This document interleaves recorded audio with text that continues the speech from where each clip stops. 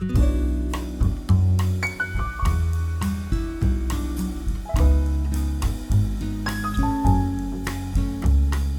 tardes, muchas gracias a quienes asisten, participan de este nuevo encuentro de nuestro ciclo de conferencias de hermenéutica jurídica que ya arrancamos en julio. Esta es nuestra quinta conferencia. Vamos a estar cerrando este ciclo en el mes de noviembre. Y bueno, ya a partir de esa sexta conferencia vamos a empezar a trabajar en la preparación del libro para el año próximo. Y bueno, y hoy tenemos el honor, la alegría, la felicidad de presentar a un gran maestro del derecho, eh, Alberto Binder, que ha sido, para quienes nos hemos dedicado al derecho penal y en mi caso a la sociología del derecho penal, es una referencia, además de inevitable, necesaria. Ya cuando empecé mi carrera de derecho me encontré con principios de los 90 con sus libros y bueno, y empecé a entender de qué iba la cosa en materia penal. Si no hubiera sido otro el recorrido probablemente. Vamos a presentarlo, él va a dar una conferencia que lleva como título La comprensión hermenéutica del proceso penal. Alberto Binder es presidente del INESIP, el Instituto de Estudios Comparados en Ciencias Penales, es un faro para pensar el derecho más allá de la norma y ver cómo la realidad jurídica y judicial. Es profesor de Derecho Procesal Penal del Departamento de Posgrado de la Universidad de Buenos Aires, es director de la especialización en Derecho Penal de la Universidad Nacional del Comahue, ha sido profesor invitado de muchísimas universidades de nuestro país y de América Latina, y es autor de una obra tan profusa como necesaria para comprender las complejas tramas del ejercicio del poder punitivo en nuestra sociedad. De su obra me atrevo acá a hacer un recorte de al menos los textos que a mí de los cuales más me aferro. Allá a principios de los 90, con su introducción al derecho procesal penal y justicia penal y Estado de Derecho, son textos que sirvieron de faro para seguir pensando la problemática punitiva. Después nos encontramos con su política criminal de la formulación a la praxis de 1997 y en el año 2015, para no demorarnos mucho, destaco una compilación que ya lleva 4 tomos, acaba de salir el cuarto tomo que todavía no me llegó, que lleva un gran título, es el título que yo hubiera querido para algún texto mío, que es una compilación que se titula Contra la Inquisición, ¿no? Llevan 4 volúmenes donde ahí van a encontrar artículos, opiniones, prólogos, bueno, muchas ideas del profesor que son, nada, que son una guía para pensar críticamente, ¿no? Y construir además, ¿no? Porque ese es también un plus que tiene la obra de Alberto, que es también una mirada también política, ¿no? Propositiva para pensar cómo salimos de la Inquisición, ¿no? Y por supuesto no podemos soslayar su tratado, perdón, de Derecho Procesal Penal de 8 tomos, ¿no? Lo que nos llevó a invitarlo, Alberto, a molestarlo, digamos, y que tan generosamente ha aceptado, es justamente la referencia a este primer tomo de su tratado, que justamente se titula Hermenéutica del Proceso Penal, ¿no? Entonces, a partir de esta obra es que, bueno, lo hemos molestado para invitarlo a que piense una posible eh, ponencia y aporte a lo que estamos trabajando y proponiendo desde el Centro de Hermenéutica. Así que, profesor, mil gracias por sumarse, por participar, por contribuir con nosotros y, bueno, el espacio es suyo para lo que considere. Bien, muchas gracias Gonzalo, Laura, por la invitación. Estoy más que contento de poder compartir una pequeña constatación técnica. ¿Me escuchan bien? ¿Nos vemos bien? No tenemos problemas, ¿no? ¿Todo bien? Bien. Perfecto, Bueno, todo muchas perfecto. gracias por dejarme participar en este espacio de reflexión. Muchas gracias a los participantes. Y la idea de la exposición que voy a hacer, previa a que después discutamos y ojalá ustedes los incentive a hacer preguntas o manifestar sus opiniones, yo pensaba que no meterme de entrada en una discusión sobre los fundamentos teóricos de una hermenéutica, que los que hayan participado ya han tenido otras exposiciones, sino explicar con claridad por qué y cómo uso yo una concepción hermenéutica del proceso penal. ¿Qué es lo que hago con ella? Y la medida en que, ¿qué es lo que hago con ella? Que en sí misma es una forma de aplicación muy propia de la hermenéutica, digamos, no como contemplo, sino qué hago con ella, digamos, van a ir saliendo temas en los cuales yo mismo voy a plantear algunas cuestiones que son cabos sueltos o que todavía no están resueltas o que todavía forman parte de un proyecto de investigación. Esa es la perspectiva que yo quiero darles. Esto, por otra parte, hay una aclaración que es muy importante y es que en el campo del proceso penal, donde voy a hablar y por qué me sirve una visión hermenéutica, es un campo que ha tenido una serie de alteraciones tan fuertes en los últimos 20 o 30 años que la idea de preguntarse sobre él forma parte también de esta gran reconfiguración que hemos tenido en América Latina, con un enorme impacto. No lo califico ese impacto para que después veamos sus luces y sus sombras, pero sin duda un gran impacto en el funcionamiento de todo el sistema. Para eso, la pregunta central, la pregunta que nosotros nos hacemos, y sobre todo nos hacemos los que hemos trabajado en la configuración de un campo de grandes cambios, es una pregunta que en sí misma es una idea básica de que está atrás de cualquiera de las versiones de la hermenéutica, que es la preocupación de cómo se construye el saber que se utiliza en la justicia penal, cómo se construye el saber del proceso penal, ¿no es cierto? ¿Cómo se construye ese saber? Esa es la pregunta y esa es la preocupación, y es una preocupación enorme en términos de, eh, ya digo, del desarrollo de los cambios institucionales.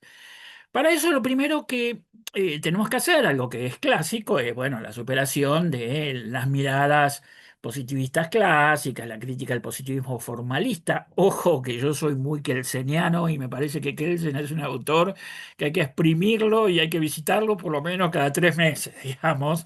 Nada de creer que uno, porque hay muchas vulgarizaciones de Kelsen que no tienen que ver con la complejidad del pensamiento de Kelsen y de la época en la cual él está pensando, que es justamente el derrumbe de los grandes imperios, de las grandes concepciones del siglo XIX.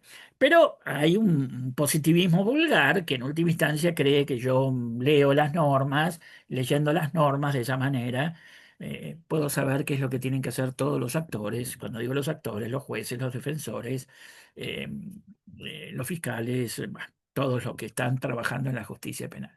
Esa superación de ese positivismo, llamémosle simplón, que al mismo tiempo cree que es posible encontrar algo que Kelsen se preocupa enormemente de desmentir, que es posible encontrar la solución única, la solución correcta y no marcos de interpretación, digamos, que es algo que está muy claro. Esto siempre a mí me pareció una necesidad absolutamente imperiosa, y esto no es nuevo porque buena parte de la literatura, una parte importante de la literatura de teoría del derecho de los últimos 20 30 años está insistiendo en esto, por más que solo un fragmento lo haga utilizando herramientas de la hermenéutica.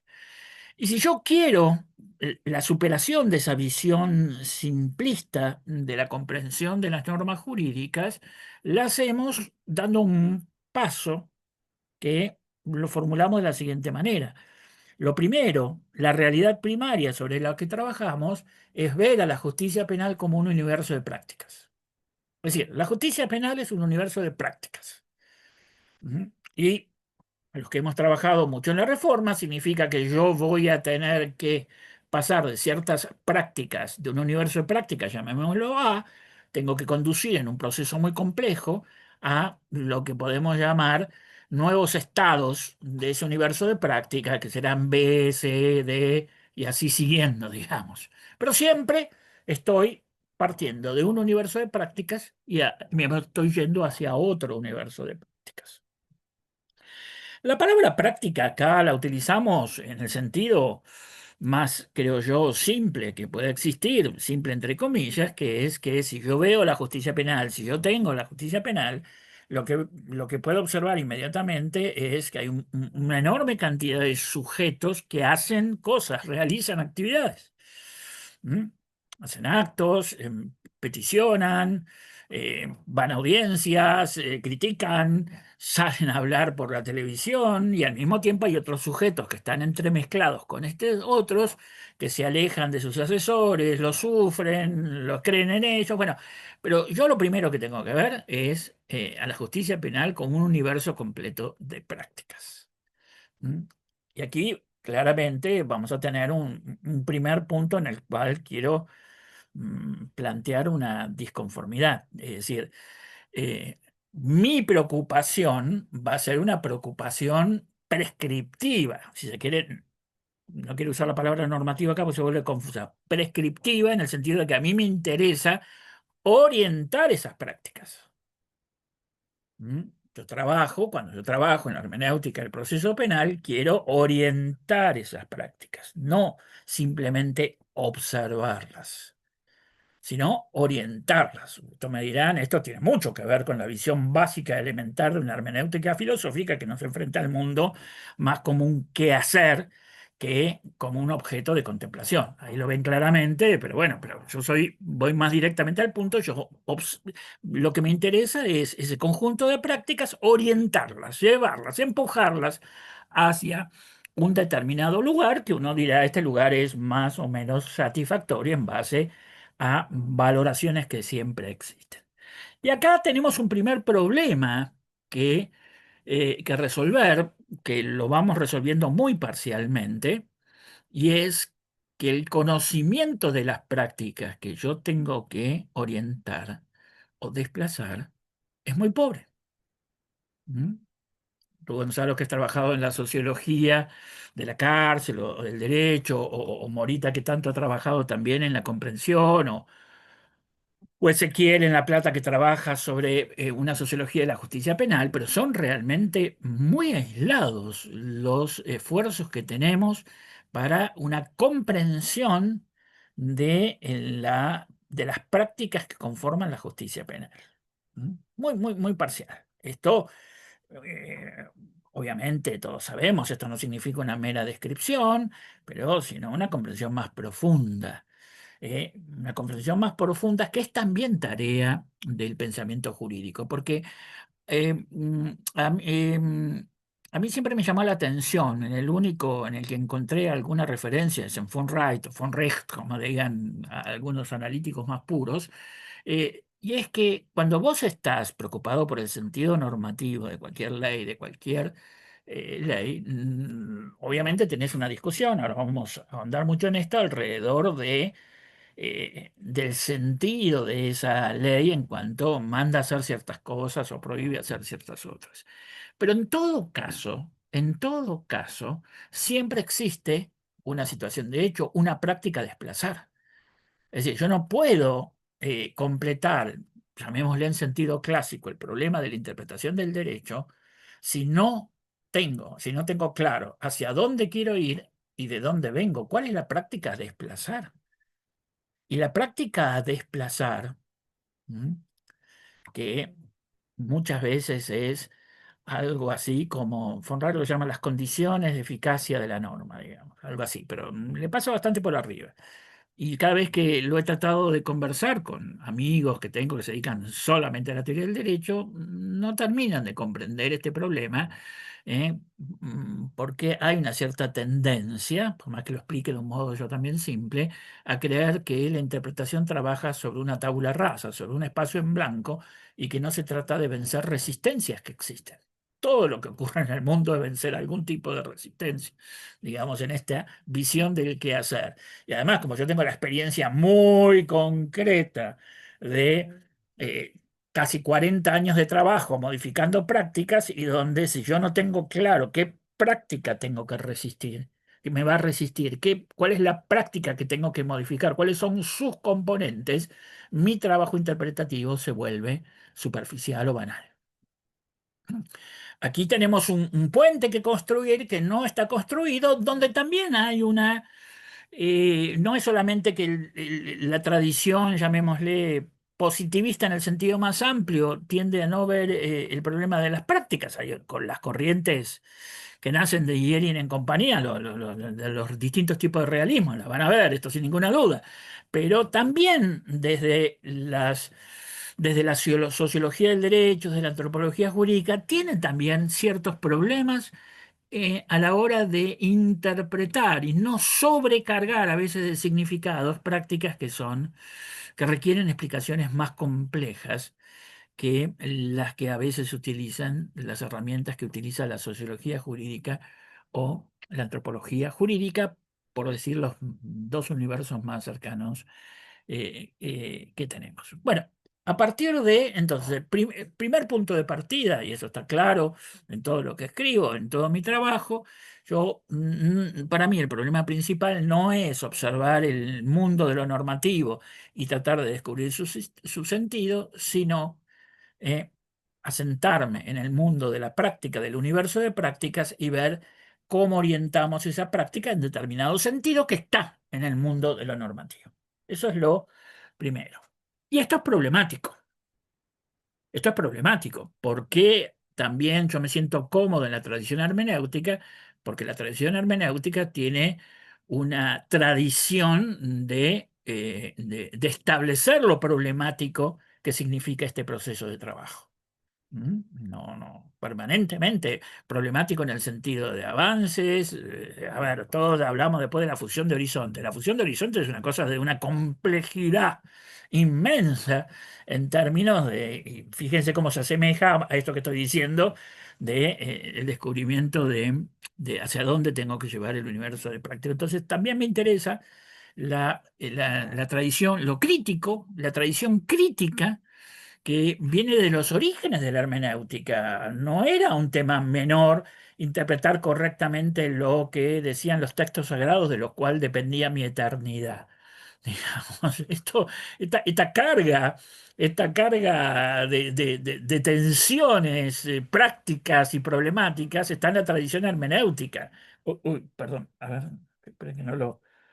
Ahí está. Está en la tradición hermenéutica y eso también me hace salir, me hace sentir me hace sentir cómodo porque me saca de el simplismo interpretativo.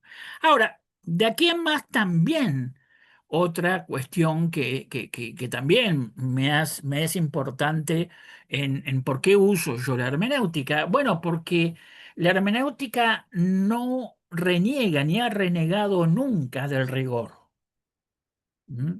Y también uno ve, es decir, por qué en las discusiones, por ejemplo, tradicionales entre positivistas y naturalistas, o luego entre analíticos y críticos, porque luego uno ve que a veces el salirse de los métodos de trabajo tradicionales de la interpretación jurídica es entrar en una especie de mundo donde parece que manda lo irracional.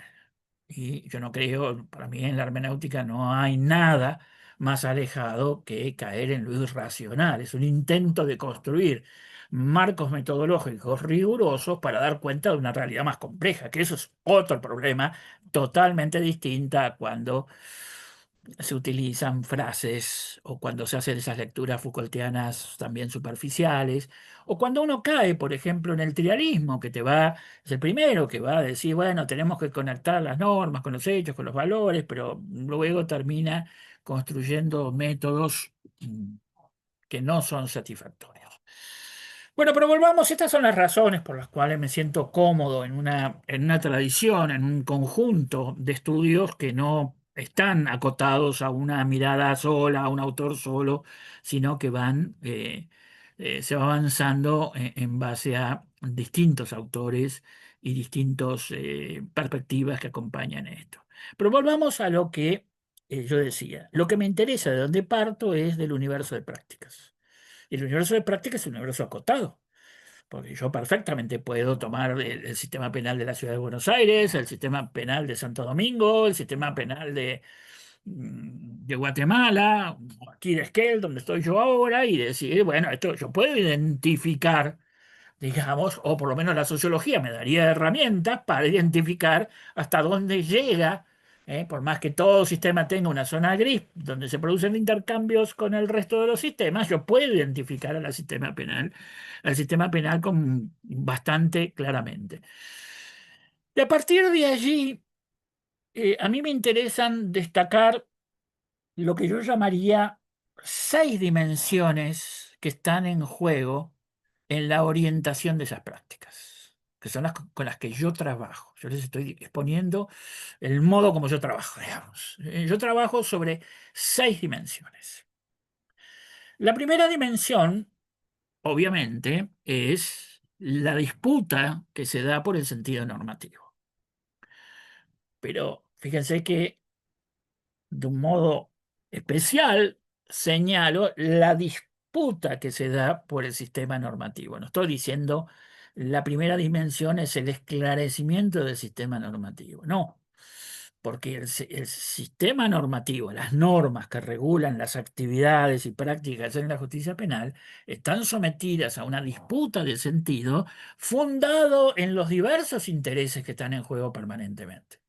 Yo tengo sin ninguna duda una visión de lo que llamamos el derecho penal del conflicto, es decir, el conflicto está en la base de lo que queremos lograr, que es institucionalizar ese conflicto y llevarle hacia canales institucionalizados que eviten la violencia o la autodefensa o la expansión básicamente de la fuerza, pero esos conflictos no desaparecen. La herramienta fundamental que utilizamos, que utilizo y que utilizamos en nuestra escuela, llamémosle así, para dar la disputa, las disputas por el sentido, es la contraposición entre la defensa de intereses, la tutela de intereses victimizados, no estoy hablando de la víctima individual, sino los intereses victimizados, allí donde se localiza el daño, que están claramente buscando algún tipo de compensación. Esta no es una idea complicada. Si me robaron, si mataron a un familiar, a un hijo, si mi barrio no se puede estacionar porque me roban el vehículo o me lo rompen o se llevan los vehículos, si en mi municipio no se pueden hacer cosas porque se roban el dinero, en cualquiera de esos son, donde lo localice, tengo daños e intereses victimizados que buscan una compensación y que van a empujar el sentido normativo para satisfacer esos intereses. Y eso es correcto. Y eso es correcto. Ahora, por el otro lado, tenemos otra de las funciones dentro del conflicto, que es que por la larga tradición del abuso del poder penal, vamos a decir, miren, si los ciudadanos estamos en peligro, si una vez que le hemos transferido al Estado tales poderes, puede hacer conmigo lo que quiera. Y entonces voy a establecer otras reglas, eh, otras normas que orientan actividades que están orientadas, digamos, o que están dirigidas a evitar abusos, prevenir abusos o reparar abusos, que es lo que llamamos garantías. Bueno, estos dos intereses, que son los que conforman la vida del conflicto institucionalizado que llamamos litigio, están en permanente pugna, en lucha, nunca se armonizan, siempre están luchando, siempre están estableciendo, y luego vamos a tener a un funcionario, que es el juez, que va a elaborar equilibrios.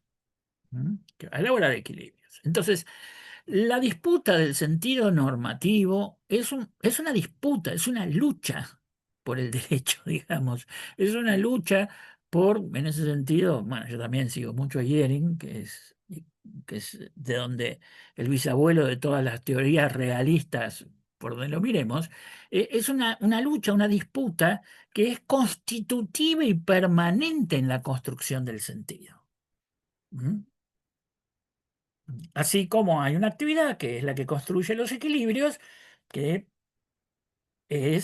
nos obliga a algo que hoy es central en una comprensión moderna del derecho en general y del derecho penal, y es que eh, son las decisiones de los jueces los que van estableciendo los distintos modelos de equilibrios. Hay equilibrios inestables siempre, que están en la Constitución, equilibrios que están en las leyes, pero son las decisiones judiciales los que me dicen qué tanto dejamos y fortalecemos las herramientas de tutela, qué tanto fortalecemos las herramientas de garantía.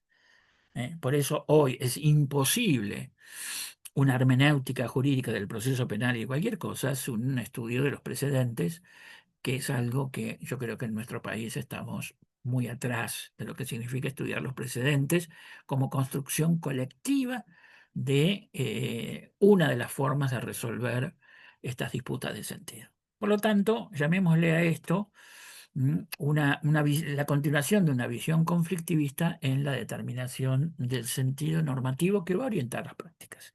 Ahora bien, de ninguna manera cómo se resuelva. A ver, acá hay una relación dialéctica en cómo se resuelve este sentido normativo de esta manera peleada, peleona, litigiosa siempre, con lo cual es muy importante esclarecer el interés de donde yo estoy buscando un sentido a la norma, eh, con otras dimensiones que influyen en la orientación de las prácticas.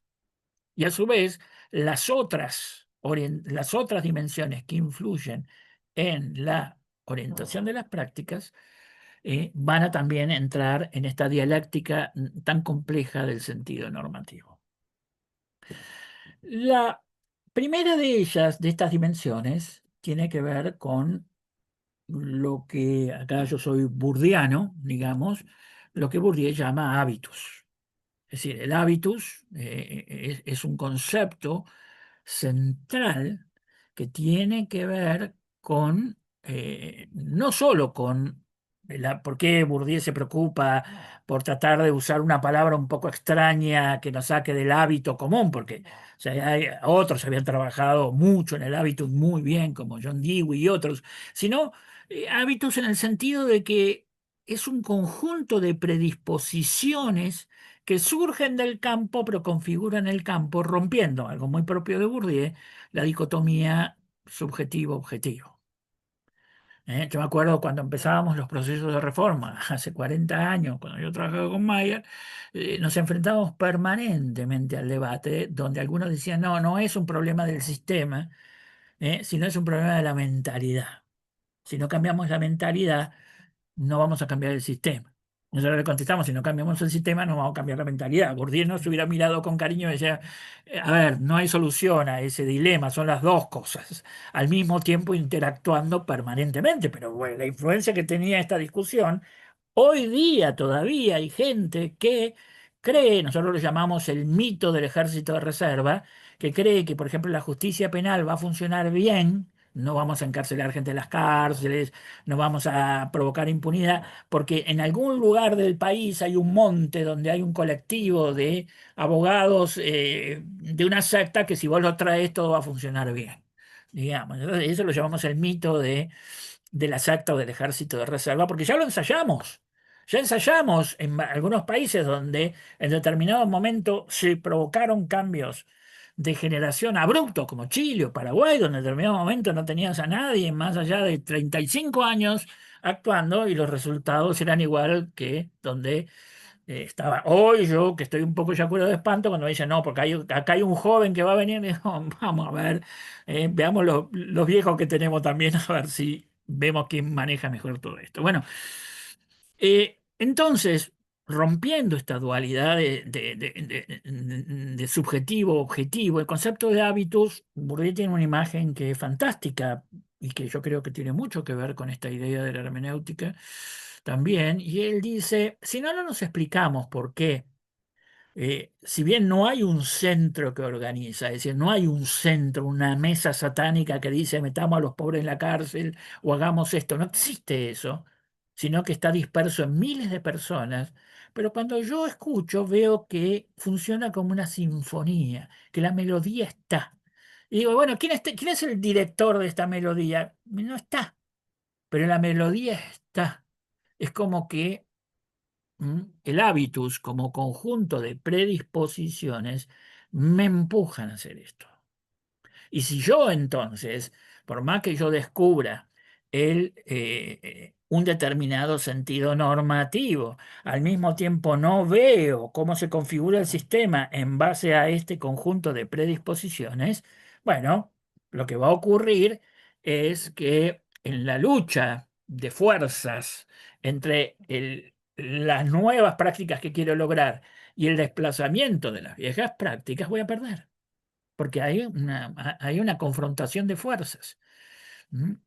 Cuando uno lo plantea, por eso digo, cuando uno plantea el problema de la eficacia del derecho, es un problema de fuerzas entre lo desplazable y hacia dónde quiero llegar. Si no, no puedo hablar de la eficacia. El derecho no es eficaz mágicamente en la sociedad, y esto por eso se explica este fenómeno que es tan importante de la eficacia selectiva. Algunas cosas se aplican, otras no se aplican, y eso porque el mundo del hábitus es muy variado también.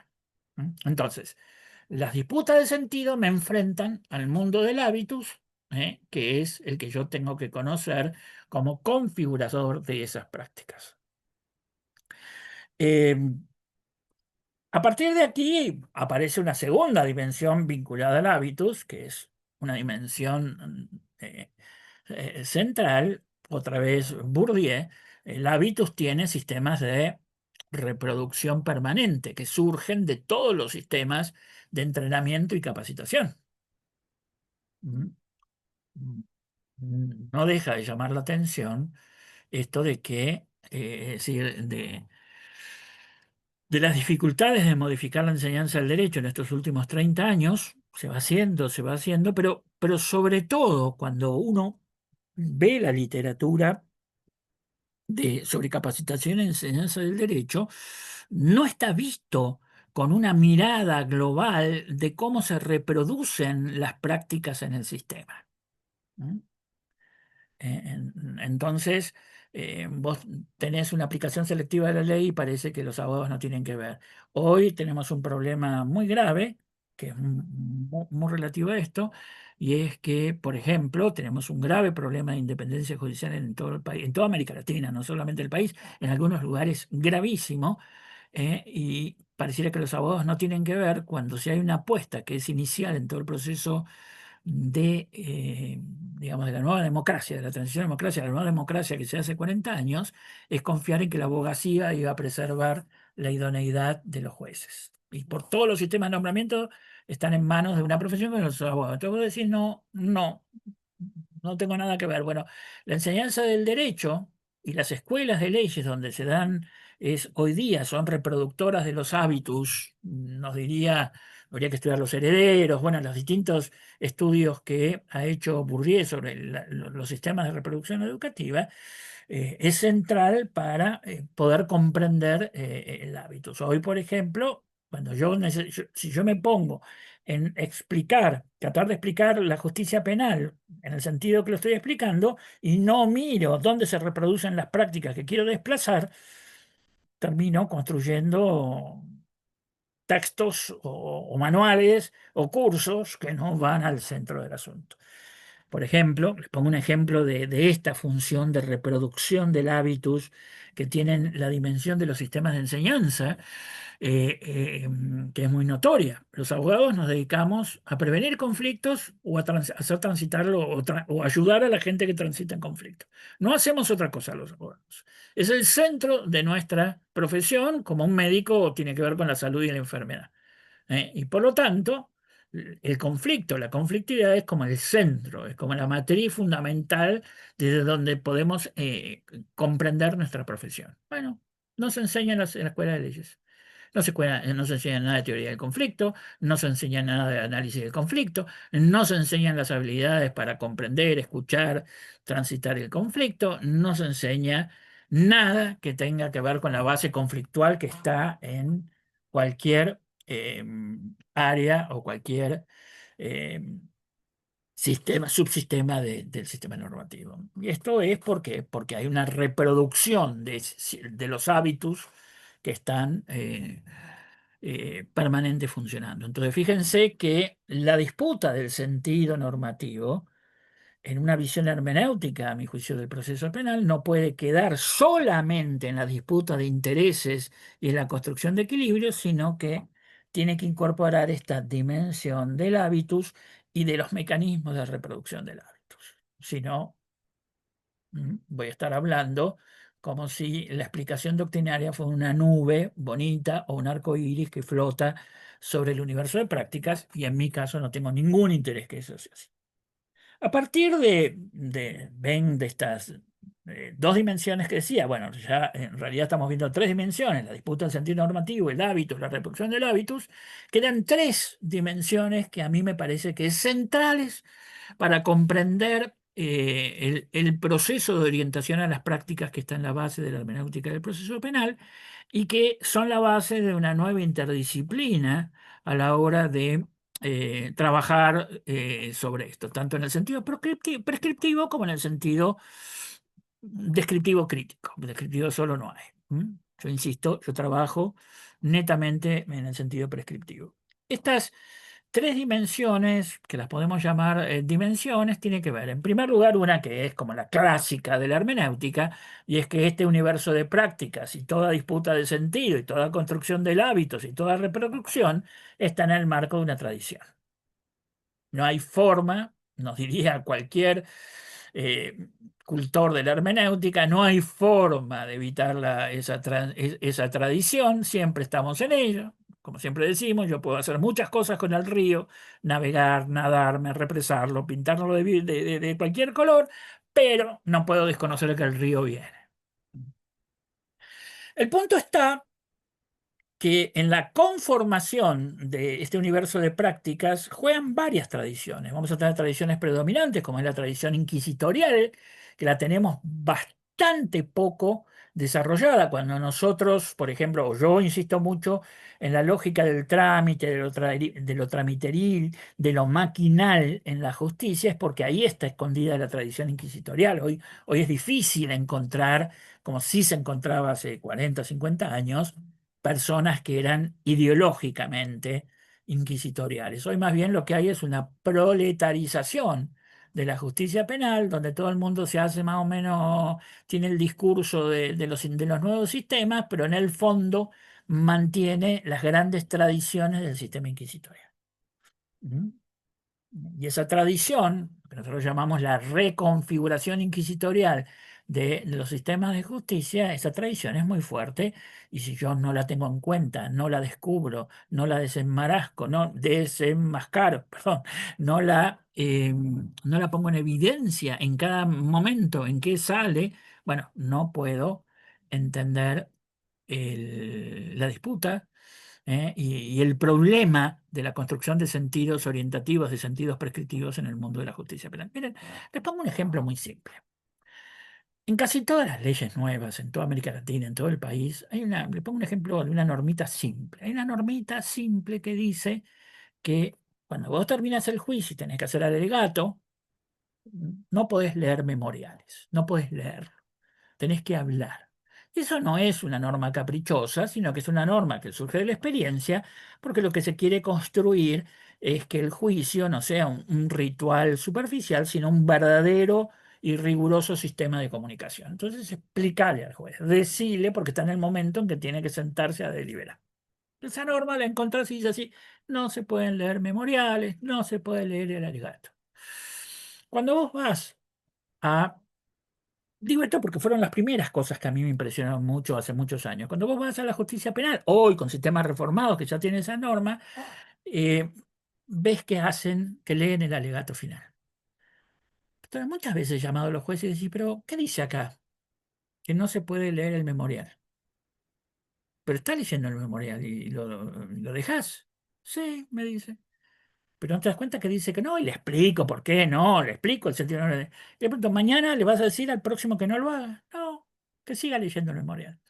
Esto, que pasa mucho, pasa con la discusión de plazos perentorios, plazos ordenatorios, pasa con innumerable cantidad de detalles de la justicia penal, salvo que vos digas, bueno, caemos en manos de gente que tiene algún tipo de dislexia y no entiende estas palabras, pero me alcanzaría con la más simple, las interpretaciones literales, para decirle, no se puede leer. O en algo que en mi caso le tengo prohibido a los equipos de más jóvenes, que usar siempre como argumento la idea de que el juez es tonto, es vago o es malo. Porque cuando ves que una práctica se repite de Monterrey a la Patagonia, tiene que haber algo más profundo. ¿Mm? Digamos, que no sea los jueces que son malos, que los hay, los jueces que son vagos, que los hay, los jueces que son tontos, que los hay. Pero no puede ser esa la explicación porque eso ayuda a la indolencia intelectual y no.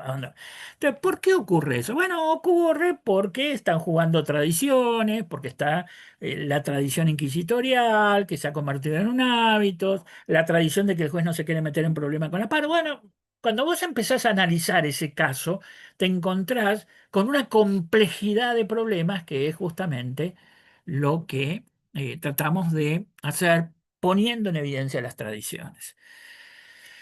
Yo, yo tengo una visión historicista de las cosas, de todo, sin ninguna duda, pero la historia me interesa en tanto se constituye en una tradición que opera en el presente. Lo otro me divierte estudiar historia, pero eh, son las tradiciones operando sobre el campo de las prácticas lo que a mí me va a señalar con la hermenéutica diciendo, mirá que toda construcción de sentido va a tener que tener en cuenta que esa historia, que son a veces las historias de otras cosas, o son las historias de las propias interpretaciones, de los propios efectos de interpretaciones sucesivas, bueno, lo que fuera, digamos, eso va a estar en juego siempre y en todo caso. Por lo tanto, hay una dimensión en la hermenéutica, en la comprensión hermenéutica del proceso penal, que es poner en marcha las tradiciones. Tenemos otro problema de que no es la única tradición, porque si vos tomás los 200 años de vida independiente de América Latina, la tradición republicana liberal en la justicia penal es muy fuerte también. También está operando. También está operando. Por ejemplo, cuando nosotros decimos, miren, que no podemos rescatar algo que siempre lo hemos dicho, está escrito por muchos lados y ha fundado muchas de las acciones institucionales. Vos no podés rescatar la tradición republicana liberal si no ponés jurados, por ejemplo. ¿Mm? Porque, bueno, no hace, uno va y lo lee a los ilustrados, lo lee a Filangieri, a Montesquieu, a Beccaria, al mismo Voltaire y luego a Carrari, y te dice, miren que con el juez profesional estamos sonados. La tradición liberal republicana es una tradición juradista. Y esa está, esa tradición. Y vos te das cuenta cuando ahora, por ejemplo, en nuestro país metemos los jurados, reaparece y se revitaliza la otra tradición. Yo no soy amante de creer que hay una sola tradición, sino que hay muchas tradiciones jugando en un propio campo. No tengo la capacidad en estos momentos de ponerme a estudiar más fuertemente las tradiciones operando sobre la cabeza de los jueces, donde me parece que el concepto de ideología o sobra o es escaso, sino que es un concepto más complejo y un estudio. Yo no sé qué disciplina podría estudiar o podría mirar a la justicia penal desde las tradiciones. Es una pregunta para vos, Morita, después cuando ahora hablamos las cosas. Yo no sé quién tiene la capacidad de observar esas tradiciones con fineza, digamos, y no quedarse en la epidermis de las prácticas actuales. Hay una segunda dimensión que también va a presionar sobre el universo de prácticas y que es la que ha sido más oculta y de alguna manera la aprendimos de un modo eh, pragmático por imposición de la realidad y de los errores cometidos, que es la dimensión organizacional. La dimensión organizacional es central, porque si no hablamos como con esquemas, llamémosle, tomándolo de la economía, esquemas robinsonianos, como si fuera yo estuviera en un pueblito rural y tengo un juez que hace tal cosa y ahí pienso lo primero. No, todo hay que pensarlo en grandes ciudades que tienen que resolver miles de casos con miles de personas y sin una administración, sin una gestión, sin una organización, esto no funciona ni. Con lo cual, la dimensión organizacional y la gestión de esas organizaciones produce un efecto sobre las prácticas inmenso. Y recién ahora estamos empezando a ver cómo influyen esa dimensión organizacional que me obliga a un estudio, porque si hay una disciplina que se ha desarrollado en los últimos 50 años, o un conjunto de disciplinas, son todas las vinculadas a el fenómeno organizacional que es parte central de todo lo que ocurre en la segunda mitad, desde la segunda mitad del siglo XX en adelante.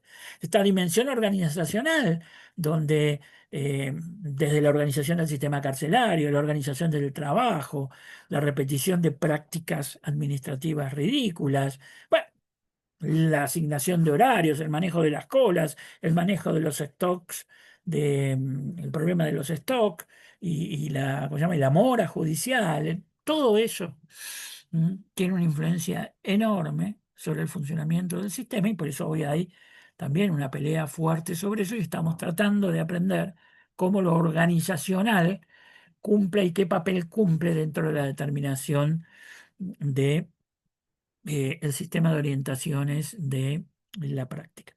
Y por último, lo que podríamos llamar el análisis social y político, que aquí otra vez yo vuelvo a Bourdieu. Yo vuelvo a Bourdieu porque no puedo dedicar mi vida a estudiar sociología para volverme ecléctico, que es como lo que a uno le ocurre cuando se especializa, entonces trato de utilizar el material que me es más útil para un trabajo que no es sociológico el mío, digamos que uso la sociología.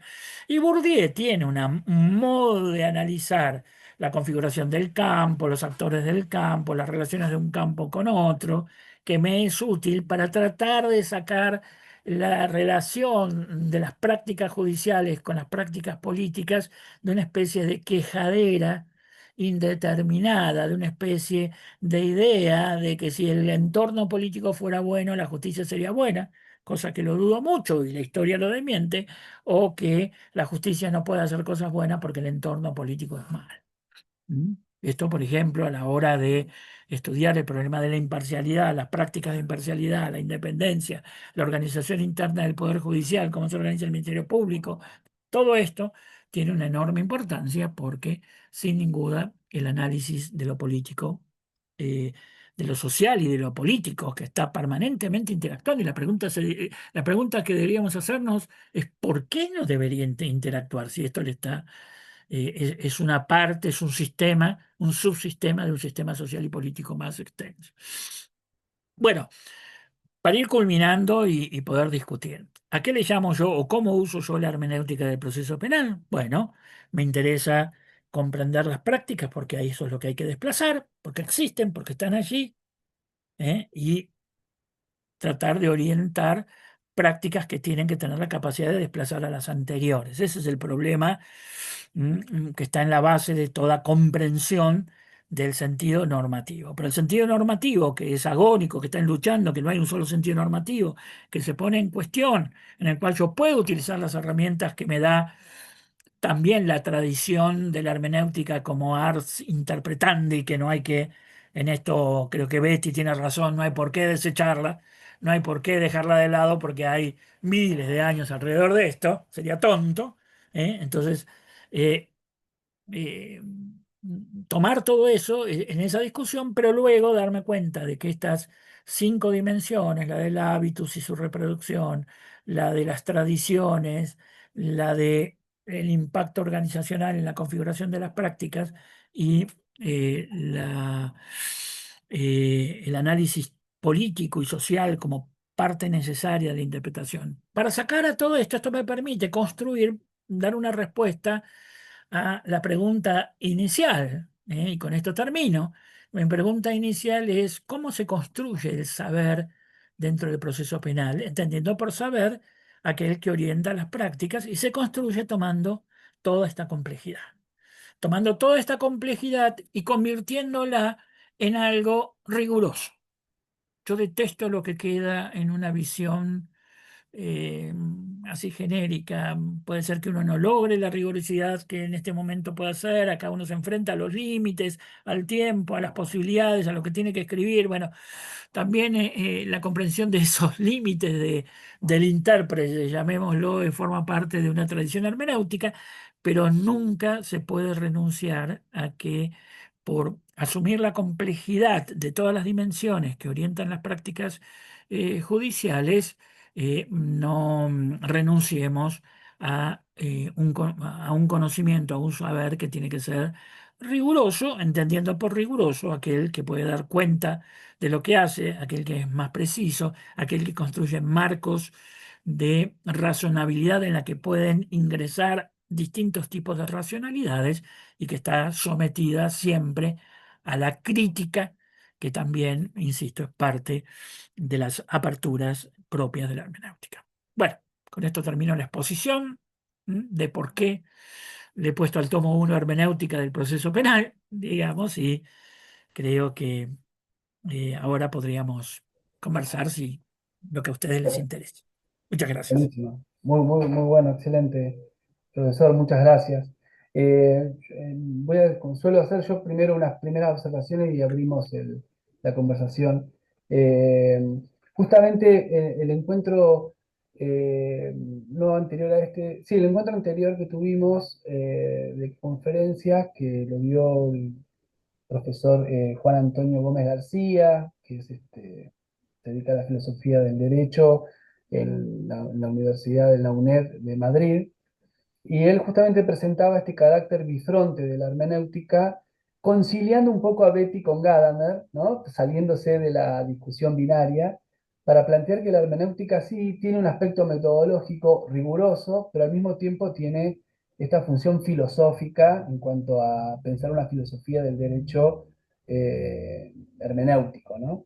Por lo tanto, y me parece que yo leyendo toda la primera parte de este tomo, del primer tomo del tratado, está claro que, que ese es un camino muy fructífero para conciliar una mirada metodológica que al mismo tiempo no desconozca la experiencia de las prácticas, ¿no? Que son las que Claro, terminan configurando los campos. Eh, entonces, partiendo de esa idea, yo le quería preguntar, me anoté dos preguntas nada más, así dejo que el resto también pregunte que la primera pregunta es si esa pobre comprensión o esos intentos aislados para comprender las prácticas, ¿no?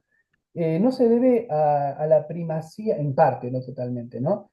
En parte, porque también tiene que ver esto de la formación, de la reproducción de un saber que responde a una tradición hegemónica, pero también, obedeciendo a esa tradición hegemónica, porque va de la mano, no se debe a la primacía de la mirada sistémica del derecho, que cuestiona Bourdieu justamente contraponiendo el concepto de sistema, el concepto de campo, ¿no? Como más propicio para justamente poner el foco en los conflictos, en las disputas de los intereses, y en esto que dice Bourdieu de el monopolio, la disputa por el monopolio del decir el derecho, ¿no? Y creo que en el aspecto procesal, en la práctica, queda muy evidente, queda muy en evidencia. Por eso me parece que el aporte de Bourdieu es más que adecuado, muy propicio y potencia el análisis, ¿no? Y lo último, esto, respecto de la tradición, que hablaba del hábitus inquisitorial, me acordaba al mismo tiempo de un colega, Damián Muñoz, que es defensor de menores, gran colega y compañero, y él habla también del hábitus tutelarista en el ámbito de menores, ¿no? Donde ahí debería primar una mirada de protección integral, bueno, siguiendo la convención, la nueva legislación. Sin embargo, en las prácticas habituales, él lo que ve es que todavía predomina esta pulsión tutelarista, que, bueno, sí, es heredera de la tradición inquisitorial, ¿no? Y, y lo último, respecto de la organización, de esta dimensión organizacional, me gusta cuando lo explica bien en el tomo, eh, que debe diferenciarse de la mirada sistémica, ¿no? Lo organizacional no tiene por qué ser sistémico en términos de Luhmann, por ejemplo, ¿no? Que es tan esquemático, tan abstracto, que no aporta demasiadas herramientas prácticas para poder analizar un campus in situ, ¿no? Poder identificar tradiciones, hábitos, conflictos, cómo se resuelven, cómo se suspenden también los conflictos, ¿no? Y lo último, preguntarle por esta hermenéutica del proceso penal que busca comprender prácticas que desplazan a otras, también podríamos pensar en el propósito de comprender por qué perduran también algunas prácticas pese a las reformas legales, ¿no? Porque a veces parece increíble que sigamos discutiendo siempre conceptos similares, a pesar de las transformaciones legales, procesales y demás, ¿no? Bueno, al final no eran dos preguntas, dije un montón de cosas, pero bueno, fueron cosas que fui anotando y que quería Bueno, intercambiar. eh, te contesto algunas y después abrimos y vemos si Sí. son muchas, digamos, para no extenderme yo ahora demasiado.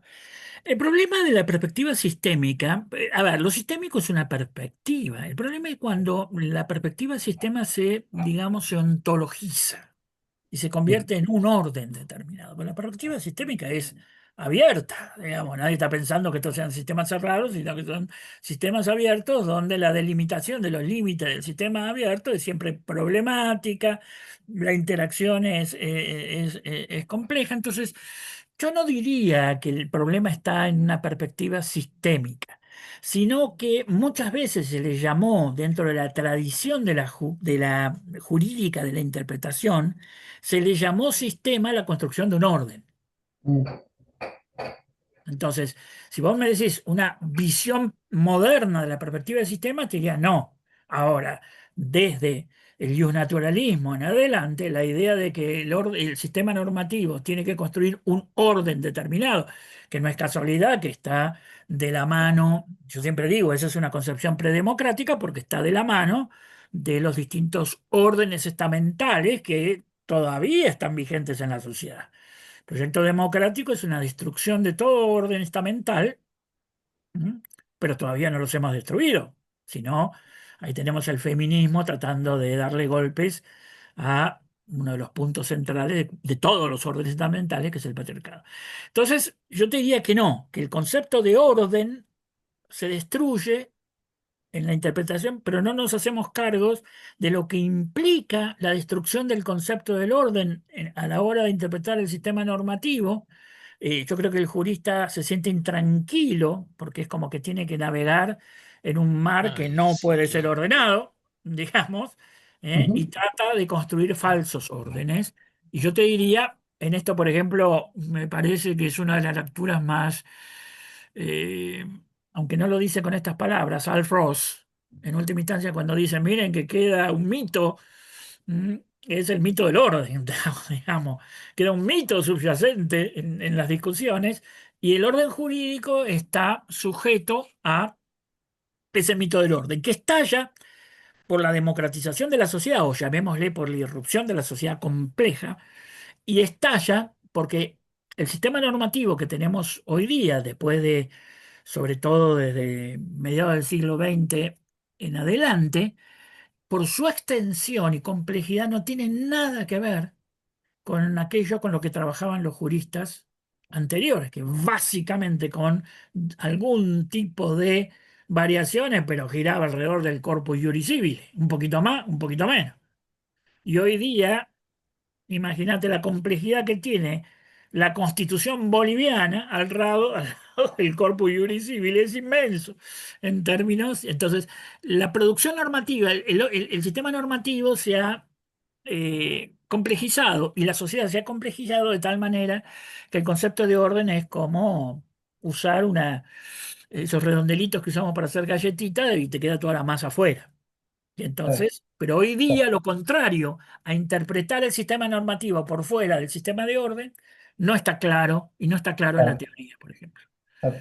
Y no nos manejamos eh, eh, con, eh, con soltura frente a esto. Bueno, abrimos y te voy respondiendo a tus cuatro preguntas, A eh, ver, sí, sí. porque son todas muy complejas. No A sé si ver, hay otra. abrimos entonces a ver quién.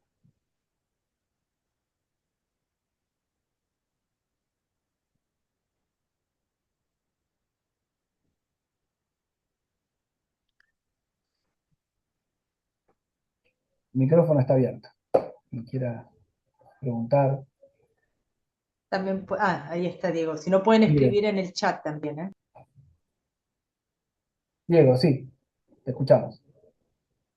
Hola, buenas tardes. ¿Se me escucha bien? Sí, sí, perfecto. Buenas tardes. Saludos desde Lima, Perú. Escuchar al maestro Binder siempre es interesante. Quería hacer una Gracias. pregunta, profesor. ¿Cuál es su opinión? Acá justamente en Perú hay un proyecto de ley que, a propósito de lo que justamente hace poquito hablaron sobre el sistema funcionalista, ¿no? Que es una forma de entender la sociedad. Pero acá hay un proyecto de ley, ¿no? Que quieren hacer una reforma del Código Penal y establecer o tipificar en el Código Penal justamente esos criterios de imputación objetiva. Por ejemplo, incremento de riesgo, riesgo permitido, etcétera, etcétera, quieren llevarlo a la legislación y ya que sea como que un tema normativo, ¿no? Que esté en la ley explícitamente, ¿no? Lo que antes pues era parte de la dogmática, o sea, la dogmática, llevarla a la norma, a la ley, ¿no? Entonces, desde una perspectiva hermenéutica, ¿cuál sería su opinión, profesor? ¿Sería positivo? ¿Sería negativo? No sé. A ver, tendría que ver cómo está redactada la norma, porque vos me hablas de categorías como riesgo permitido o la misma categoría de imputación objetiva han sido, para los que no sean abogados, son formas más bien de evitar la punición en un primer momento que luego son reinterpretadas por un tipo de doctrinarios en un sentido distinto. Así que tendría que ver cómo está y cómo lo hacen ver.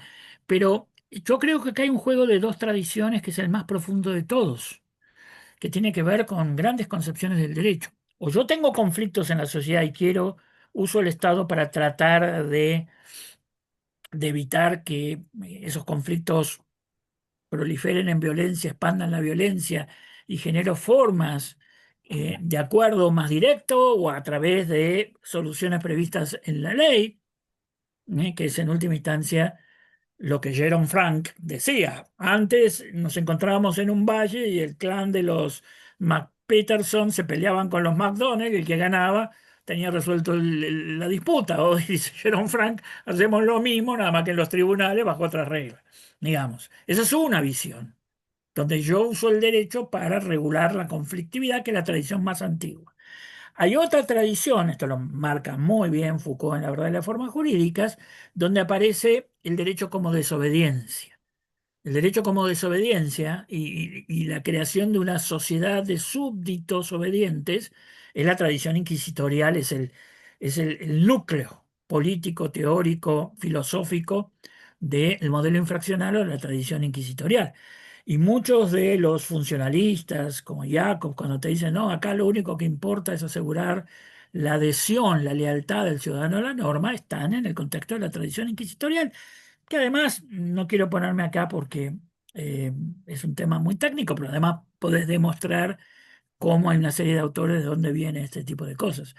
Entonces, a mí me parece que hoy día tenemos una confrontación entre dos modelos.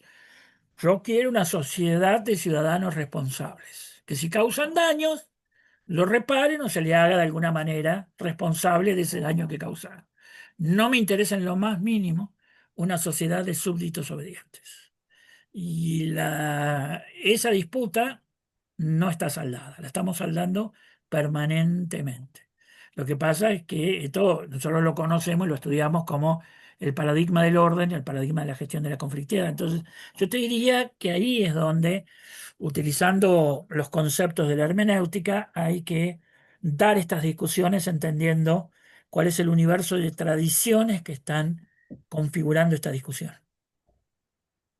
No sé si te respondí, porque son preguntas muy difíciles, Daniel. Diego. Sí, sí, sí, profesor, sí, me dio una orientación. Gracias más bien. Te tomo el tema, el otro día vos decías cómo también, por ejemplo, uy, perdón, cómo también el juego de tradiciones se da en otros conceptos, como en el campo de lo tutelar de menores. Llamamos tutelar de menores, digo, por si hay gente que no es abogado, a toda una política larga donde básicamente el Estado lo que iba era ocuparse del bienestar de ese menor que estaba en una situación de peligro y haciendo esto privaba de todo derecho, privaba de toda voz al menor mismo. Eso le llamábamos el paradigma tutelar y se trata de cambiar por un paradigma donde al niño se le dé voces, se lo entienda, se le den derechos. Bueno, eso es una disputa también que en el fondo tiene que ver con lo mismo. Pero vos fíjate que el otro día estaba hablando también con una jueza de tutelar y ella decía algo interesante y es que del paradigma tutelar, que ya sabemos sus consecuencias negativas, hay otra tradición que es la centralidad de la persona. Y Ujú. que hoy día, confrontada con las prácticas de virtualidad, otra vez las prácticas de máquinas, de maquinalidad de la justicia, rescatábamos esa práctica de lo tutelar como que me ocupo de Juancito Pérez, y no de una categoría que es algo que... Lo maquinal en la justicia es una tradición muy fuerte. Sí, Fíjense que además está alimentada por esta idea de que las decisiones las toma la fiscalía, el juzgado, la defensoría, no personas de carne y hueso. Nosotros tenemos una pelea muy fuerte por lo que llamamos humanización de todo el componente de la Administración de Justicia. sí. Mm. ¿Alguien más quiere formular alguna pregunta o algún aporte?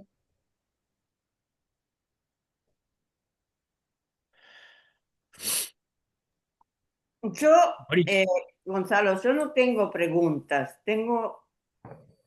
es decir, tengo un pozo ciego lleno de preguntas. Este, en verdad, me gustó mucho y aprendí un montón de cosas y coincido, Alberto, contigo en mi mirada antropológica sobre la antropología, valorizando justamente la historicidad, la tradición de la producción antropológica en los conceptos nodales de la antropología, más que en la aplicación de una supuesta antropología aplicada a lo cotidiano, al status quo, te diría, o de la política pública.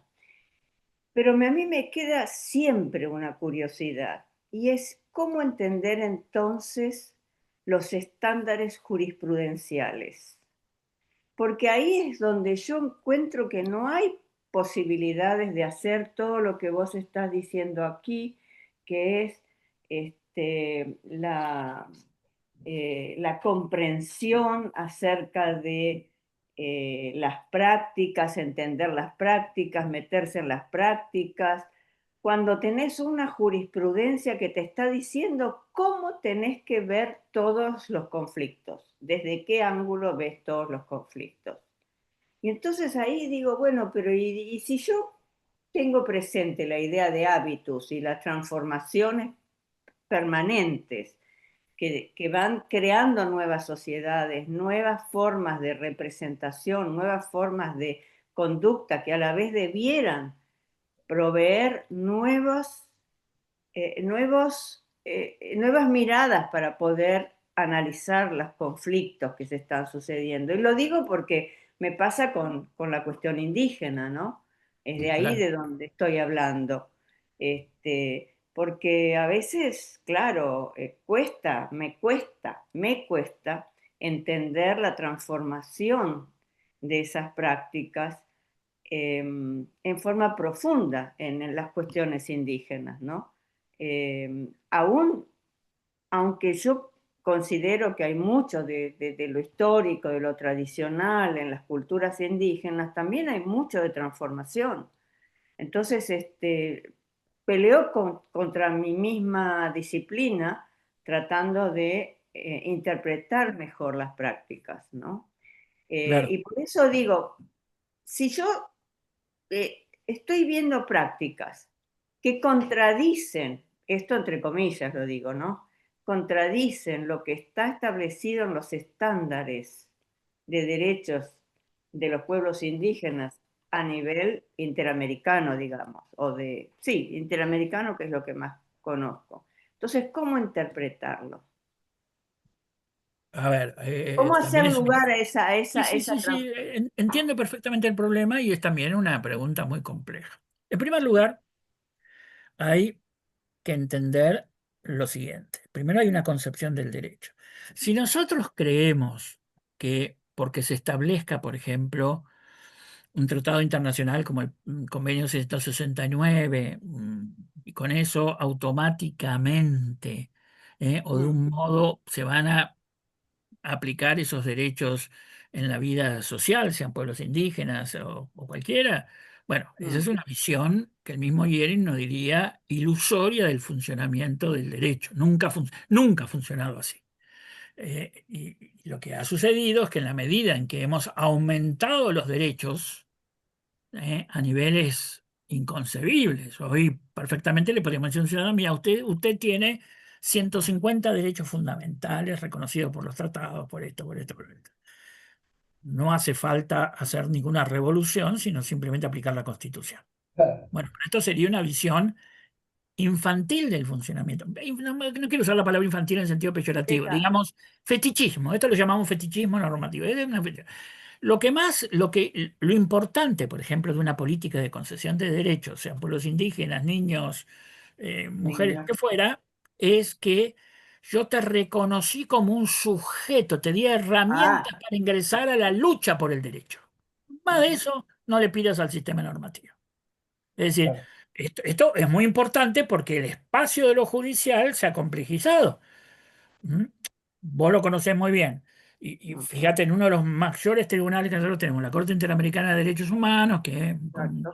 pero todos estaríamos más o menos de acuerdo en la importancia de sostenerlo. Mientras se trataba de ir contra los, por suerte y gracias a Dios, Conquistadores. contra los casos de lesa humanidad y todo ese tipo de cosas, era una historia. Cuando la Corte Interamericana le dijo a los brasileños no pueden construir esa presa porque el pueblo indígena no lo han consultado, ahí tembló todo. ¿Por qué? Ujú, A ver, te vuelvo a decir, lo normativo, los derechos, y esto habría que matizarlo mucho en la comprensión de cómo funciona las leyes y las constituciones y los tratados, te dan eso, te dan un ticket de entrada al sistema judicial. Te dan un ticket de entrada al sistema judicial y por eso hoy día tiembla la idea de independencia judicial, tiembla el sistema judicial, porque para un juececito que está en algún lugar tiene que resolver un problema contra la principal empresa de ese pueblo por medio ambiente, o esto no era así. Nosotros siempre decimos, hemos sacado a la justicia de los márgenes institucionales y hoy está en el centro de la disputa de derechos en sociedades complejas donde se acrecienta la disputa redistributiva y donde además, si vos te claro. fijás, porque en esto hay un juego de equilibrios, las soluciones que nos vienen de los otros ámbitos del Estado, ejecutivo, dirigencia política, legislativa, van menguando y por eso parte de la disputa se traslada al mundo judicial. Pero eso es dinámica del juego de poderes y más de eso no podemos pedir. Ahora claro. bien, vamos a lo segundo, la jurisprudencia. La jurisprudencia tiene un papel importante en la determinación de las prácticas, pero no es solo. Hay muchas cosas que no se regulan por los fallos. Y Absolutamente. aún tomando la parte que sí se regula por los fallos, acá hay un juego de dos tradiciones en disputa que no está saldado. Nosotros, por un lado, tenemos el modelo que nuestra Corte Suprema dice que es obligatorio de precedentes. Nosotros tenemos un sistema de precedentes obligatorios. El sistema de precedentes obligatorios se funda en el principio de igualdad ante la ley. La igualdad ante la ley, una dimensión significa que los legisladores no pueden discriminar, por ponerle un nombre sencillo, y la otra dimensión, que a mí siempre me llama la atención porque nuestros constitucionalistas no la destacan con la misma fuerza, es que ante casos iguales hay que resolver del mismo modo, que es elemental. No podemos ser iguales ante la ley si ante un caso igual la solución es distinta o si un caso similar la solución es distinta. Eso es lo que funda el sistema de precedentes obligatorios que según nuestra Corte Suprema es constitutivo de nuestra jurisprudencia. En estos equilibrios que ellos... Ahora, el sistema de precedentes obligatorios, que es el sistema constitucional nuestro, compite con el modelo francés, que es el que se estableció después de la generación del 80. No se olviden que nosotros tenemos una especie de contradicción esencial, que tenemos una matriz anglosajona en nuestra Constitución, una construcción efectiva del Estado al modelo napoleónico, tardío, después del siglo XIX, que es básicamente Roca y demás. ¿Mm? Roca, no Mitre Sarmiento Avellaneda, sino Roca y demás. Bueno, esa contradicción está permanentemente saltando. En el modelo francés, la cuestión es totalmente distinta. En el modelo francés, que es un modelo que cree mucho en el legislador, va a decir, yo no quiero que los jueces distorsionen las normas que aprobaron los legisladores. Por lo tanto, cuando haya disputas que son ineludibles, recuerden aquello de Napoleón, mi código está perdido, que son ineludibles, voy a generar un tribunal dependiente del Parlamento que va a hacer una interpretación obligatoria de las normas. Eso se lo Ah, conoce bien. como sistema nomofiláctico, casación francesa, que no es nuestro sistema constitucional, pero que está Ah, compitiendo permanentemente. Y por eso ah, hay muchos que dicen, el sistema casatorio francés es inconstitucional. Mayer entre ellos, los fallos plenarios son inconstitucionales. Que se reúnan 7 jueces a decir, esta es la interpretación auténtica de la norma, te va a decir Gargarela, eso es contramayoritario. Es decir, esa disputa está y responde a dos tradiciones distintas. Una es la construcción colectiva de los precedentes en base a un principio sano de igualdad en la ley, la otra es una forma autoritaria de seguir transmitiendo el sentido de las normas obligatorias para los jueces. Otra ya. vez, son las disputas que hay alrededor de esto. Desgraciadamente, yo creo que la matriz de comprensión de lo jurídico es una matriz predemocrática. Y yo creo que la hermenéutica nos da inmensas herramientas para avanzar hacia una comprensión más democrática.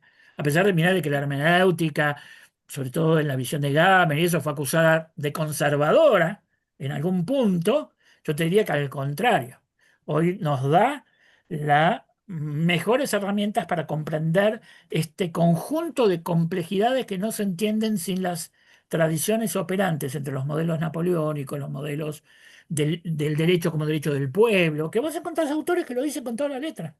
¿Mm? ¿Y vos ¿Eh? pensás que esas contradicciones y esas disputas acontecen en el marco del análisis de un caso que se tramita ante la Corte Interamericana de Derechos Humanos? El precedente obligatorio nunca te va a dar una interpretación del sentido de una norma en abstracto. Siempre te va a decir, está referenciado a un hecho concreto y vos tenés que ver que tu hecho es análogo, con lo cual tiene una plasticidad totalmente distinta. Mm. Ahora, si nuestro sistema judicial lo quiere hacer, ahí es donde vemos el análisis político criminal, el político y social de Bourdieu, y decimos, bueno, ¿tienen los pueblos indígenas capital suficiente como para ingresar en estas disputas? Ahora, la disputa hay que ver cómo está planteada. Una vez que está planteada la disputa, nace el problema del poder. ¿Tengo poder o no tengo poder?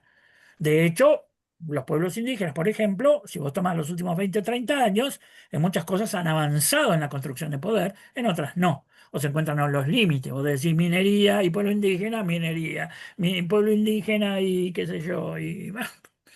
Pero esa es la complejidad de las disputas políticas. Hoy el espacio judicial es un nuevo espacio de lucha política y yo creo que Obvio, los, obvio, por todavía supuesto. no tenemos los esquemas explicativos de cómo se transita esa lucha política entre los espacios judiciales. Es un tema central para una nueva teoría del derecho que va a escribir Gonzalo, por ejemplo. Porque a mí ya no me da la vida, no me da la vida, yo no puedo seguir, ya no da, yo hago las cuentas y me encantaría, pero no llego. Así que él, por ejemplo, va a poder Tam- escribir esto, que hace También, falta.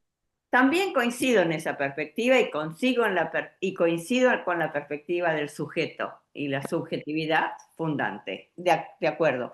Pero lo que yo estaba queriendo referir es que adentro de aquellos que resuelven Eh, en un caso adentro de la Corte Interamericana, no encuentro que exista espacio para este análisis. Pero depende, porque vos has tenido fallos que lo hacen, otros que no. La Corte Interamericana no podemos tener una visión maquinal. La Corte Interamericana tiene sus propios precedentes, pero yo no diría que la Corte Bueno, Interamericana, sí. en relación a lo que era un tribunal hace 50 Ah, años, no tiene alguna ah, perspectiva indígena, ¿no? Eso no, eso no, sería. no, Ahora, no, vos pero me que no. decís, ¿es satisfactoria? No, bueno, a seguir peleando con la complejidad de las herramientas que tenemos. Si no, es como, si no, no se entiende. A ver, las desigualdades en nuestra sociedad son muy notorias. Si no, no tendría por qué en este país hay gente con hambre, hay que seguir peleando. Y el sistema judicial se ha incorporado de un modo nuevo a esas disputas políticas. Por eso es un nuevo espacio. Y a mí me molesta cuando hay teorías jurídicas que no dan cuenta de esa base de discusión política y de pelea política que está en la base Obvio, del sistema judicial. obvio. Porque esto después desmoraliza a los agentes. Cuando Boaventura te dice, mira, que la efectividad del derecho va a ser en última instancia una ecuación de la fortaleza de un movimiento social. Tiene razón. Ahora, lo que después hay que ver es que la comprensión de mis herramientas, de las herramientas jurídicas que hoy forman parte de mis luchas, es también parte de la fortaleza de un movimiento social o de un pueblo. Entonces, Claro, acá hay exacto. hay una dialéctica muy profunda y la democracia es en algún punto un sistema desesperante. Nosotros le llamamos las estrategias de palitos chinos. Tenés que estar sacando uno, sacando otro, se te caen todos, empezar de nuevo. No hay bala de plata, no hay cambios radicales. Bueno, es así. Bien. Tengo todavía dos preguntas tuyas, Gonzalo, pero vamos viendo si. Sí, sí, sí. eh, ¿Alguien más? Ahora, la pregunta es, ¿cómo juega la antropología este juego? A mí a veces me da la impresión de que los antropólogos no entienden el juego político que se desarrolla al interior del sistema judicial. Mira, estoy. No lo Oh, entiendo. Y no hablo de vos, Morita, que No, no, levantá. no, no, no, posiblemente tenés razón, seguro, porque la antropología ha cambiado radicalmente y ha cambiado mucho desde, te puedo hablar desde, no sé, los años 80 en adelante. Claro. Entonces, no hay una antropología que por eso yo peleo tanto volver a la lectura de los clásicos de la antropología, que son los que han establecido un sendero, que es un sendero que tiene algunas, ¿cómo se dice? Algunas intersecciones, ¿no? Una es la Eso sería historia. volver a Boas, por ejemplo. No, no, Muy atrás. no necesariamente boas, pero qué sé yo. Por ejemplo, pensemos en, ay, no la inglesa esta que ahora no se me ocurre, pero hay muchos antropólogos que, bueno, el mismo Levi Claro. Strauss con su noción de las mentalidades, ya nos está indicando algo respecto de los sujetos de las organizaciones, sean indígenas o no indígenas, ¿no? La mentalidad de esos sujetos, que no es la cultura folclórica, no es No, la no, no, no, cultura, no. No, no, claro que ¿no? no. Entonces, es eso, esa subjetividad que va cambiando tanto. Y volviendo a la cuestión de la Corte Interamericana y su inserción en la cuestión indígena, bueno, analicemos la mirada los estándares interamericanos en la cuestión indígena a partir de Aguastingui en el 2001. Después tenemos Saboyamaxa y Yaqui Axa, ahora tenemos la Cajonat. Bueno, hay muchas transformaciones ahí Bueno, adentro pero que eso no estaba, están. por eso. Ahora, eso vos sabés muy bien que después cuando hay que ejecutarlo, bueno, sigue la relación, la relación de los movimientos sociales o los pueblos indígenas con esta nueva realidad de la justicia como espacio político, hay que darle un giro, hay que darle Sí, una vuelta, porque totalmente. el sistema judicial, por ejemplo, algo que uno conoce y vos lo conocés también por prácticas, el sistema judicial con sus tiempos, con sus formas, produce efectos tremendos sobre los liderazgos de los movimientos sociales y los movimientos indígenas. Absolutamente.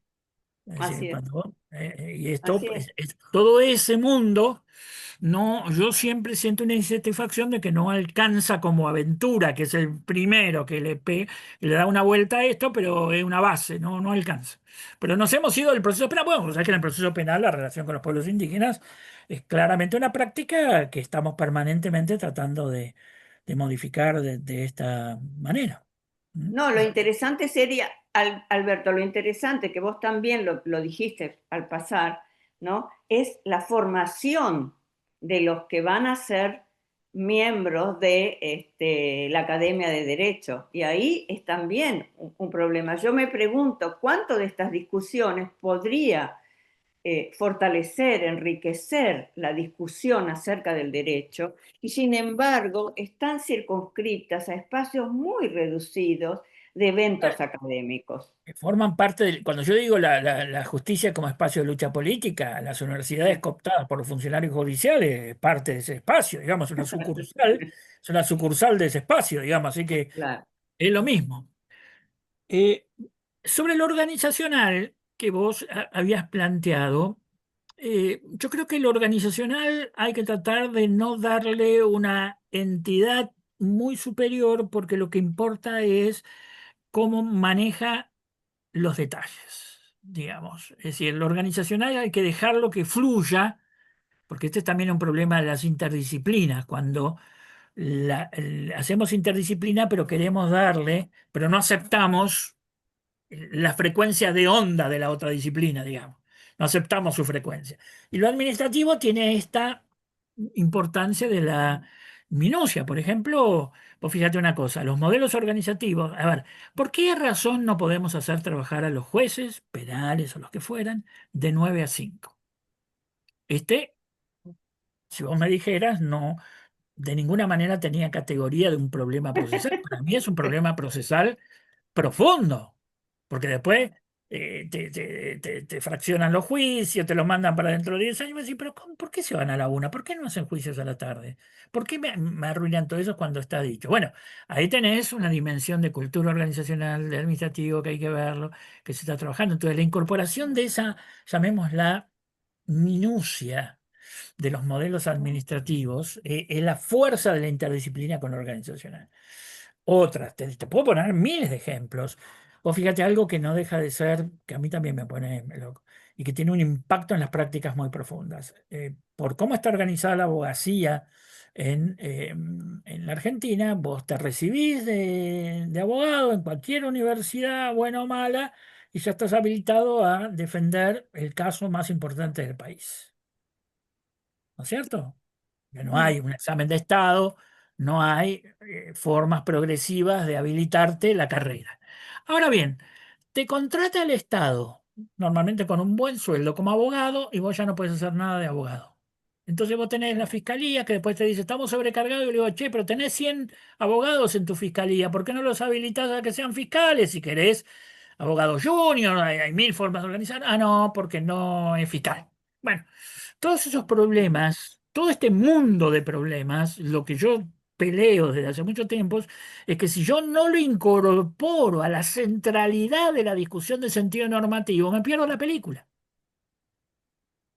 Y ahí es donde la hermenéutica me da herramientas teóricas con prestigio como para dar esta discusión, que es donde el trialismo nos llegó, porque el trialismo tiene una visión de lo social, digamos, que es, aún te estoy hablando del trialismo de un Bernard Goldschmidt, que es donde más trabaja, pero que no está, no te permite incorporar estos temas. ¿Mm? Entonces, allí es donde la orientación de las prácticas tiene esta complejidad que me da la hermenéutica. Y también Sí, en lo organizacional, cuando es atravesada, cuando digamos, la discusión organizacional es atravesada también por la disputa de tradiciones, hace que, por ejemplo, no sé, como pasa en la provincia de Buenos Aires, que tiene un modelo procesal acusatorio, pero nos encontramos con que las fiscalías, el Ministerio Público Fiscal, no está organizado de la misma manera que lo que es la defensa pública. Es decir, la defensa pública no cuenta con las mismas armas, las mismas herramientas que las fiscalías. Es decir, por ah, ejemplo, en muchos departamentos judiciales, los defensores comparten el mismo personal administrativo. Y vas a una Claro. fiscalía y cada fiscalía tiene su equipo de trabajo. Bueno, mm, y eso Mil repercute cosas. después en la Bueno, calidad del... claro, toda esa dimensión de los problemas organizacionales, toda mi pelea es por darle una jerarquía Claro. en la construcción del saber normativo que le ha sido negada claro, por claro. décadas. Pero, por ejemplo, también, por ejemplo, el jefe de los defensores es el jefe de los fiscales en la provincia de Buenos Sí, Aires. te das cuenta que son todas ridiculeces ahora, todo Pero un ahí empaque. no, no Bueno, es, eso no corresponde también a una disputa de tradiciones, es decir, a la imposición de una tradición todavía inquisitorial que resiste, digamos, el ejercicio pleno del modelo acusatorio, ¿o no? sí, pero si la llevas a los detalles. A mí me gusta la dimensión organizacional porque el diablo está en los detalles y también Ujú. andan por ahí perdidos los ángeles. Entonces, si todo eso lo convertís, porque la tradición maquinal que hace que, en última instancia, la Inquisición histórica la española era una caravana que iba pueblo por pueblo, donde estaban los jueces, los secretarios, los sugieres, los fiscales, los defensores, todo en una gran maquinaria que se iba moviendo pueblo por pueblo, cazando brujas y herejes. Esa concepción maquinal unitaria, claro que está dando vueltas. Pero si hoy vos le hablás desde la cultura inquisitorial muy densa a la mayoría de los funcionarios judiciales, a los cuales yo les doy clase permanentemente, te miran como diciendo, no sé de qué me estás hablando, yo no pienso así. Pero vos le decís, ¿haces esto? ¿Haces aquello? ¿Haces lo de más allá? ¿Lo haces todos los días? Bueno, bienvenido al mundo inquisitorial. Entonces, hay un develamiento de lo inquisitorial en los detalles que es parte del trabajo de decodificación de las tradiciones. Ahora, acá estaba la pregunta que yo le hago. ¿Quién se ocupa de decodificar y volver comprensible las tradiciones? ¿Qué disciplina hace esto? ¿La historia? ¿La antropología? ¿La sociología? El derecho no es la que tiene las mejores herramientas para esto. ¿Quién No. hace esto? Es mi pregunta. ¿Cómo hago yo, pues, por ejemplo, el concepto de cultura? Lo que pasa es que también el término de cultura, que antes era el centro del trabajo de los antropólogos, a mí yo ya me pierdo cuando entro a los estudios culturales que no termino de entenderlo, digamos, Ujú. como disciplina, digamos, me pierdo, digamos, pero ¿quién hace? Es una pregunta que yo le hago al público. ¿Quién se encarga, quién tiene los mejores instrumentos teóricos para decodificar, volver transparente, develar sería la palabra, Yo las ahí tradiciones? creo, leyendo por ejemplo un texto muy, eh, para mí, a mí me resulta muy importante un texto de Hans Joas sobre el pragmatismo, la influencia del pragmatismo en la sociología. Yo creo que el encuentro entre el pragmatismo, la perspectiva filosófica pragmatista y la sociología, creo que es un espacio, es una perspectiva que permitiría justamente dar cuenta de las tradiciones en términos conceptuales y los efectos en las prácticas de esas tradiciones, Sí, ¿no? sí, sí, Ahí Joas lo dice categóricamente. claro. No va a quedar otra que acudir al pragmatismo para hacer una mejor sociología posible, digamos, ¿no? Y no quedarnos en la discusión de categorías y tal. Bueno, viste que Bourdieu tiene también un Sí, coqueteo con el pragmatismo sí, totalmente, permanentemente. Ahora, ¿quién totalmente. en la Argentina está estudiando esto? Y Es- al que más cerca me parece veo preguntando estas cuestiones es Ezequiel en La Plata. Acaba de sacar un libro hace un tiempito, lo tengo por acá, sobre la familia judicial, donde Sí, aborda sí, la sí, cuestión de sí, las tradiciones. sí, yo lo escuché, pero no me termina de convencer. Bueno, él sigue mucho Boltanski, a Sí, autores de la sociología francesa que tienden a ser más, sí, llamémosle, no sé si lo estoy diciendo bien, subjetivistas, están más preocupados por la autopercepción de los sujetos claro.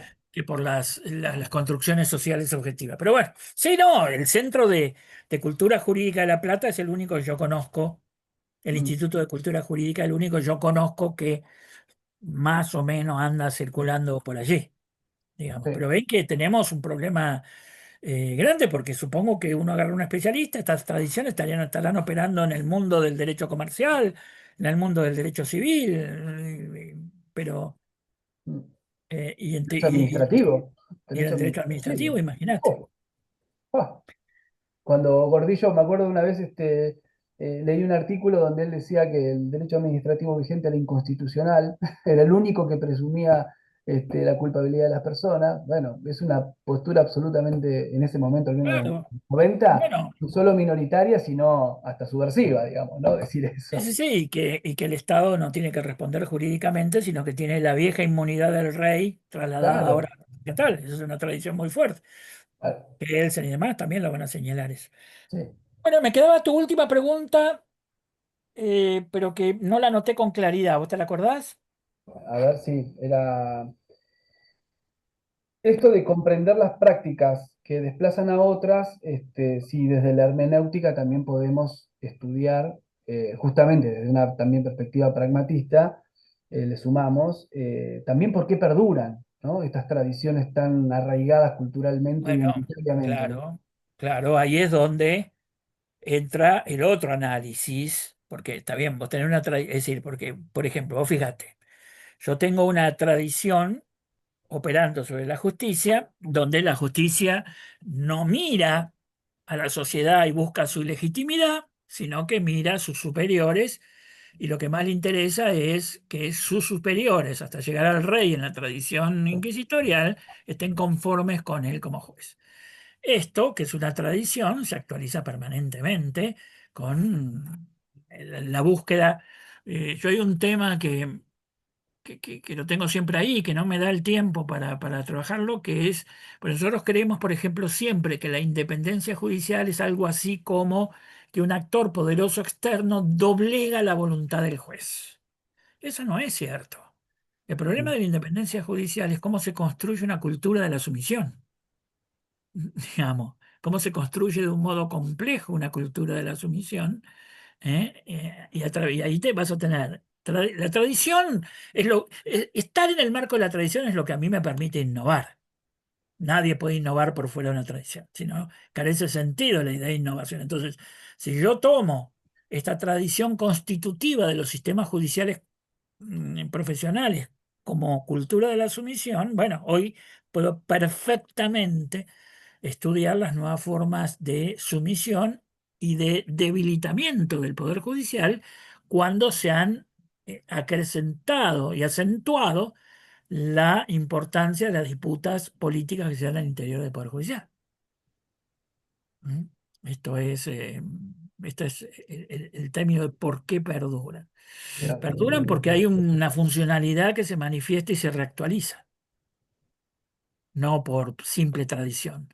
La tradición es tradición porque me permite operar en el presente. Si no, no sería tradición, sino sería mera historia como relato. Pero este es Por el eso, carácter claro, actual de toda tradición, sí. por eso yo a veces cuando, perdón la digresión, pero cuando eh, en mis clases hago un paseo, hago una ensalada más que un paseo, hago una ensalada de distintas perspectivas sociológicas, siempre hago un poco el chiste de por qué vende más el estructural funcionalismo que otras perspectivas más críticas, porque el estructural funcionalismo te da todo un paquete bien cerradito, te vende el diagnóstico y la solución a la perfección y claro, desde la política o desde la perspectiva gubernamental, es más fácil adoptar esa postura epistemológica porque te da todas las respuestas y en 2 años te tienen que volver a votar, entonces no tengo tiempo para demasiada descripción crítica, necesito un diagnóstico que me cierre, cuáles son las respuestas a ese diagnóstico y vamos, aunque sabemos que no nos va a llevar a, Claro. digamos, a un puerto exitoso, pero hacemos como de cuenta que vamos, ¿no? Sí, sí, sí, sí. Bien. Bueno, Bueno, ¿algo Alberto, más? eh, me parece que es inevitable, al menos 5 minutos antes de despedirnos, pedirte unas palabras para, digamos, pensando también en las tradiciones y en la tradición punitivista, digamos, en términos muy generales, si nos podés decir 2 palabras, pensando en lo que está pasando en Río de Janeiro, ¿no? Que me parece que tiene que ver con esta corriente punitivista y también ilimitada del ejercicio del poder punitivo por parte de un gobierno avasallando cualquier norma justamente penal, procesal penal, que funciona Sí, como vía de contención, ¿no? bueno, esto que nos conmueve tiene dos dimensiones. La dimensión de los derechos fundamentales del Estado, eso es bastante fácil de señalar lo terrible que es. Pero desde otra perspectiva, esta historia la conocemos y siempre termina mal, porque es, por ejemplo, lo que hizo el presidente Calderón en México, que es declararle la guerra a los carteles, ponerse un uniforme militar y salir a combatir. Y esa guerra contra el narcotráfico se llevó 100.000 muertos, porque del otro lado tenés grupos sin límites, con mucho dinero, con capacidad de contratar sicarios por todos lados. Así que es la peor de las soluciones, es la peor de las soluciones. Tenemos que, para la Argentina hay que aprender, a mí me desespera el modo como estamos tonteando con el problema del narcotráfico en nuestros barrios, en nuestras cosas, y seguimos usándolo de una manera banal para discusiones políticas y cosas, y vos bajás al terreno y te das cuenta que esto va creciendo de a poco. Y bueno, entonces, posiblemente lo de Brasil es el resultado de muchos años donde se hizo lo mismo que se está haciendo en la Argentina, dejar pasar, aceptar las corruptelas, dejar que el problema de la Negociar. ilegalidad del financiamiento de la política es jugar con el peor de los fuegos permanentemente, y lo estamos haciendo, lo tenemos delante. Y después, una desgracia, ojalá Brasil, que tiene también mucha gente que trabaja en un sentido distinto, reaccione rápidamente y no se lleve por esa experiencia, que ya lo hizo Colombia, le fue mal, ya lo hizo México, le fue mal, Ecuador se está metiendo en eso, le fue mal, Perú se está metiendo y le fue mal. Mm, Porque alguien te dice, es lo que hizo Bukele. No, no, no, no. Bukele no hizo eso. Bukele hizo un pacto con las pandillas, que es otra cosa. ¿Mm? Que después vos me dirías, es terrible, lo que sea, pero él pactó para que le entreguen las segundas líneas con los jefes, digamos, que no tienen ninguna lealtad con las... Es otro modelo horrible también, pero no es el de mm, la guerra. ¿Mm? claro. Así que bueno, muchas gracias. Perfecto. Muy bien, Alberto. Muy bien. Muchísimas Espero gracias. no poder participar en esto. Gracias a ustedes por construir estos espacios para discutir así con más profundidad. Seguiremos estudiando hermenéutica, que nos da, insisto yo, herramientas para las dos cosas que es necesario hacer. Primero, una nueva teoría política del Poder Judicial, y de la mano de una teoría política del Poder Judicial, sin la cual no es posible construir una mirada del derecho Vale, más Clarita, acorde con los nos modelos vemos de en sociedades 5 que estoy complejas que teniendo tenemos. una conferencia Ahí el ya. Así desafío. que gracias, Laura y Gonzalo, por este espacio.